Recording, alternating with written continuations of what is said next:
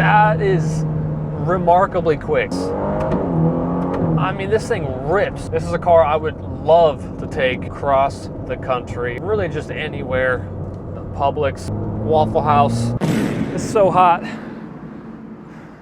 Zara Fit was not the move. This is a Ferrari Roma, and it is the cheapest new Ferrari you could buy. Competing directly with Aston Martin, Ferrari knew the Roma had to be absolutely stunning. It had to be bite the back of your hand beautiful. They couldn't just come up with some god-awful, hideous creature that roams the center of the earth. It had to be jaw-dropping. And it is. It looks like these should be highly illegal. I absolutely love the way this car looks, especially how everything sort of smoothly transitions. There's no massive intakes or holes anywhere. It's just a subtle, classy design that I think we kind of missed from Ferrari. So let's go ahead and take it out for a drive. If you're not subscribed to my channel, please consider subscribing. If you'd like to see all my future supercar content, including plenty of car reviews to come.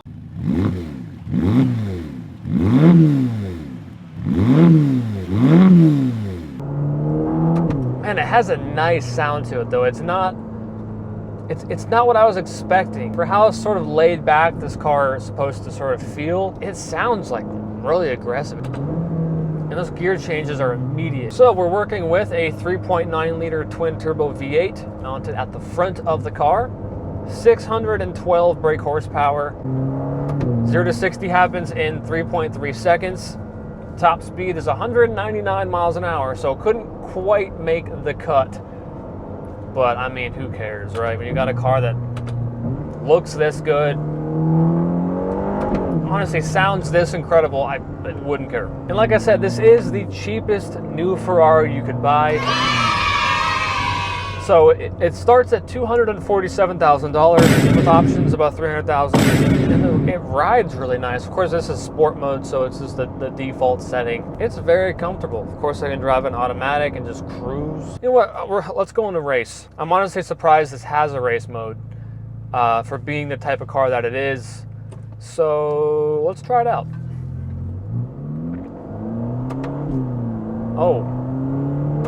Oh yeah, gear changes are immediately more impactful, a bit more dramatic.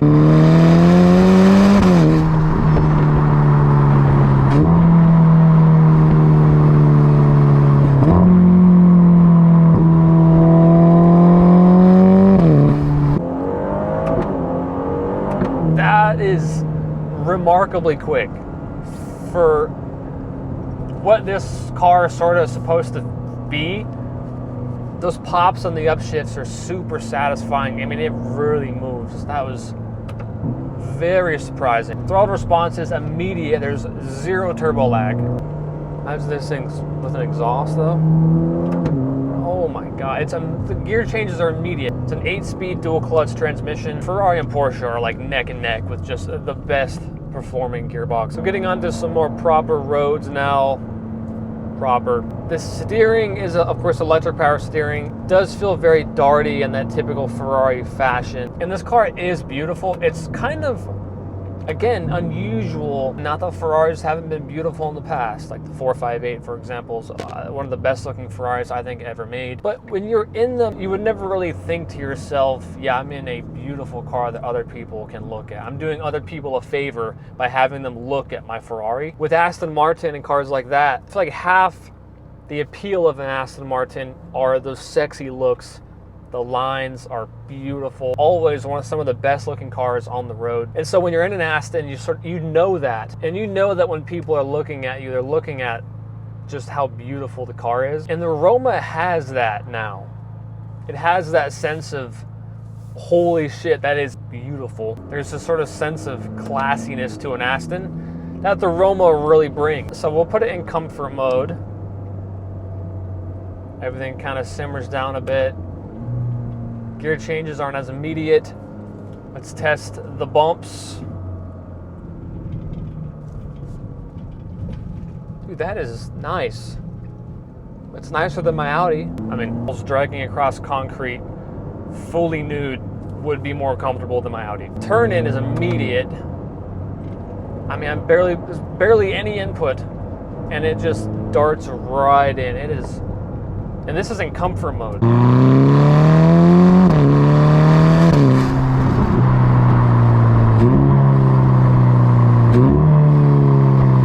I think this car is kind of a breath of fresh air with the way some cars are going now, really mostly exotic. A lot of cars can be a little bit repetitive. I feel like the Roma is kind of nice. It kind of stands out a little bit. We weren't really expecting this from Ferrari, essentially, because they already had the Portofino, which I do wonder why these cars are kind of not selling as well as the Portofinos and the Californias and things like. Maybe it's kind of confusing to some people, like they don't know what this car is supposed to be because they have the Portofino, which they stopped production of that car, I believe, last year. So you have this, and then you have the Roma Spider. You know, it's a bit different than a Portofino. It doesn't feel quite as big as a Portofino. It's only a 2-seater.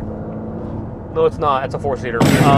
We'll just scratch over that. Now, inside the Roma, it is honestly quite a departure from previous Ferraris, just in terms of like the actual layout. Really not used to seeing this vertical iPad type of screen on the center console. It's like spacious but tight at the same time. I don't know how to, it's hard to explain. It is a very driver focused cabin, and the passenger is sort of tucked away in the corner, but headroom's fantastic. I'm about 6'4" and I fit just fine. Only thing I'm not a huge fan of, and this is how it is with all the new Ferraris, there are no physical buttons essentially in the cabin. It's all like these sort of touch censored screens that I don't understand the point of. I also feel like if cars are already getting more and more soulless, kind of adds to this whole idea that cars have become sort of emotionless over the past decade. Revs to 7,500 RPM. I mean, this thing rips. No, I don't know what I was expecting. I guess kind of feels sportier than the Portofino. I have not driven the Portofino M, so you don't have to brake going around the corner. Your car will be just fine. You know somebody's a bad driver when they brake around any slight bend, even if they're only going 20 miles an hour. Let's test the bumps.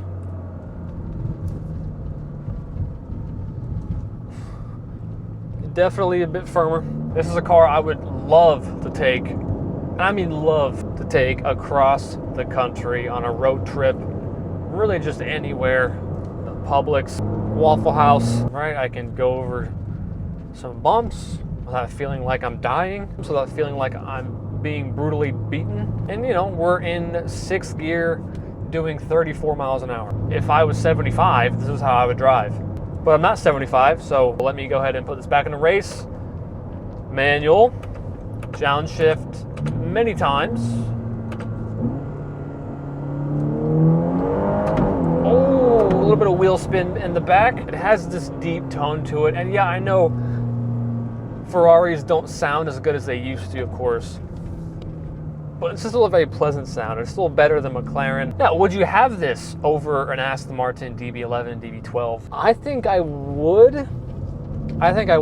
I love Aston. The simple fact is that the depreciation is catastrophic on the Astons, and I feel like it's just embarrassing. Cars lose like half their value like every year. It's absurd. Thank you guys so much for watching. If you liked the video, give it a thumbs up, subscribe to my channel down below, and I will see you guys in the next one.